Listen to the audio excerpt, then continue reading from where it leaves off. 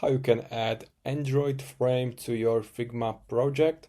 So I'm using Mac, but it's also working on browser version or Windows.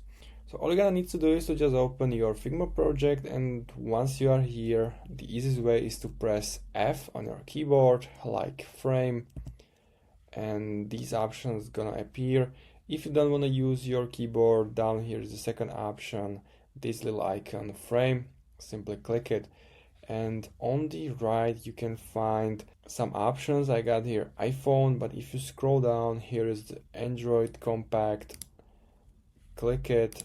There is actually only one Android option. This second one, Android medium, is the large one. So if you want Android layout, this is it. This is Android frame. You can preview it. If you click on that play, it's gonna load, and this is actually it. So if you have any questions, leave a comment and see you next time.